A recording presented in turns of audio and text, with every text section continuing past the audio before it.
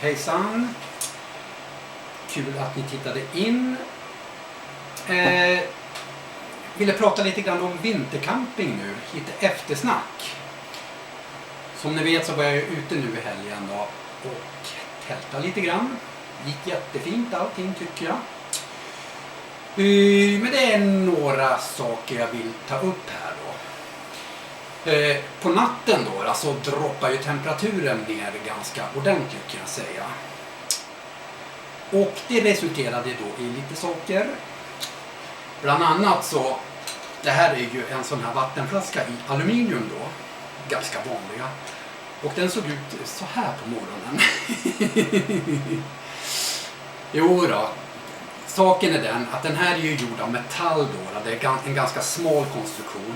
Och blir det ordentligt kallt kan det gå med en väldig fart alltså tydligen.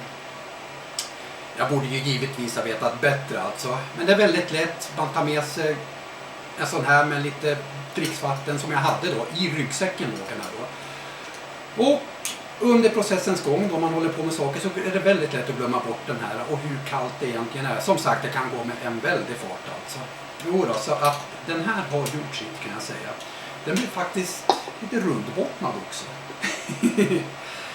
Så det här är ju enkla saker som jag har köpt på ÖB då. Jag har ett antal sådana här. Så den här får ju gå då till metallåtervinning. Så korken sparar jag. För att jag har ju fler sådana här flaskor. Så den kan ju komma till pass då. Bort med dig. Ja. Annat då, lite positivt. Den här körde jag med för första gången då. Bara plus kan jag säga. Funkade alldeles förträffligt i tältet. Mycket smidig och enkel att hantera på alla sätt tycker jag. Och kändes torr och fräsch också kan jag säga på morgonen när vi vaknade. Och hade inte alls sugit åt sig med vatten eller någonting. Så tummen upp, absolut, det kan jag säga. Ja, vidare sen då. Ska vi se. Den här kommer väl till pass också, min bensintändare. Den här kan jag säga hade helt sagt upp sig. Ja, på morgonen där när man vaknade. Den var knalldöd alltså. Så då fick den här rycka in då istället. Så funkade alldeles förträffligt kan jag säga. Sen fick jag ju också tillfälle att testa den här faktiskt. Nya LED-länsen.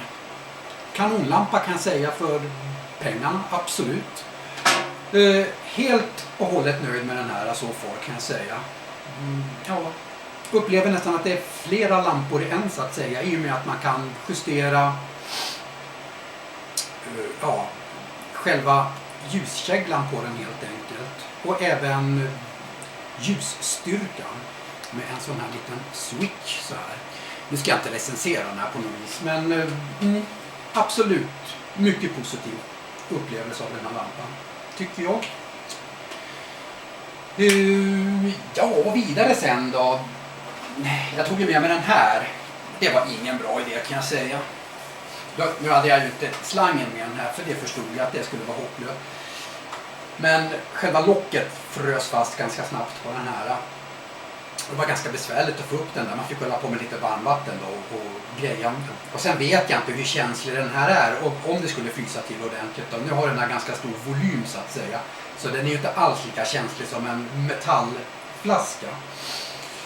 Men den får ligga hemma i fortsättningen kan jag säga. När det är fråga om vinteräventyr utomhus att säga med kall väderlek. Det kan jag säga. Utan då är en vanlig plastdunk mycket bättre faktiskt. Så är det med den. Ja, för övrigt då, jag har ju hållit på att torka mina grejer och allting nu. Jag har hängt upp tältet, lufta ur det, borsta ur och så det har fått torkas nu. Jag packar ner allting. Det har varit inte mycket pyssel med det där idag då. Ja, som jag sa, det gick jättefint allting med campingen. Det var jättekul faktiskt. Fick mycket kommentarer fick jag också. Jättekul faktiskt. Att ni är intresserade vad som händer och sker. En annan liten grej. Den här använder jag ju då och laga min mat med så att säga. Det är ju en sån här liten spork eller bestick då från Light My Fire. De här fungerar ganska bra att använda och äta med och så, lättviktsgrejer absolut. Men de är ganska värmekänsliga kan jag säga. Jag använde ju den här när jag lagade mat också. Och som ni ser så har ju den börjat smält både här och lite där. Förmodligen har den legat mot botten en liten stund för länge. Och den klarar inte den värmen kan jag säga. Så det kan ju vara någonting att tänka på faktiskt. Det här är ganska enkla och billiga saker också. Men ja. Så att vad det gäller när man tillreder maten så behöver man ha någonting som är lite stabilare faktiskt. Så det var det. Ja, det var väl det hela då. Det var ett riktigt roligt och skönt faktiskt att få komma ut. Det blir ju inte jätteofta faktiskt man gör det. Och det har ju inte varit någon vinter att tala om överhuvudtaget här. Jag bor ändå i södra Dalarna och ja, det är först nu det har kommit så pass mycket snö så att man fick pulkan att fungera i alla fall. Men allting kring pulkan och allting gick i det stora hela jättefint faktiskt. Över till någonting absolut helt annat. Jag beställde faktiskt en kniv här. Det var inte så länge sedan. Och jag beställer ju ofta grejer, eller ofta, men det händer att jag beställer grejer utomlands ifrån då. Det kan vara allt från Kina och USA och lite, ja det är lite olika. Jag köper grejer både från eBay och ibland Amazon och även andra sajter ute på nätet så att säga. Och jag beställde en kniv, det var en Topscat 200 helt enkelt heter det. Covert antiterrorism.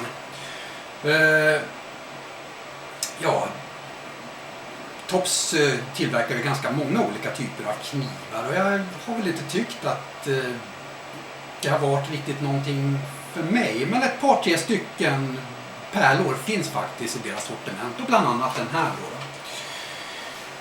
Och jag var ner och hämtade det här paketet. Nu har det gått en liten tid sedan dess, men ja, jag blev väldigt förvånad kan jag säga när jag fick det här paketet i handen. Kan ni gissa vad det innehöll? Nej, det kan du inte. Ingen kniv. Det innehöll en sån här. En karamell.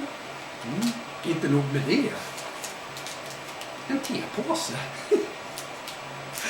Och inte nog med det.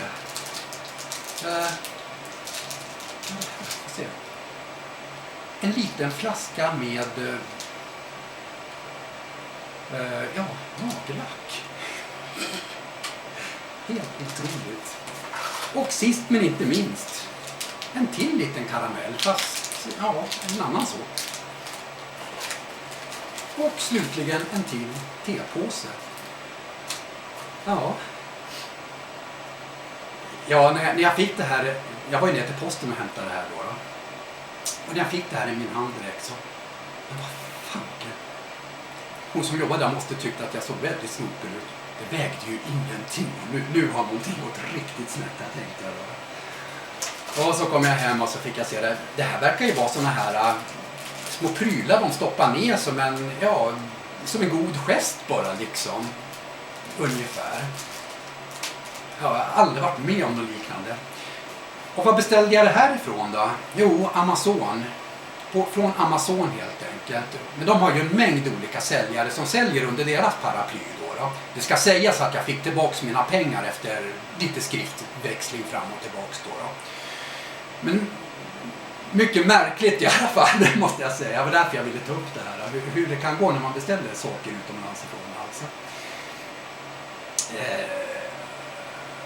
Om det är någon som har gjort det här medvetet eller om det har blivit en riktig jäkla groda någon har gjort det kan jag inte bedöma faktiskt. Men återigen, jag fick tillbaka mina pengar och det var inga problem med det i alla fall.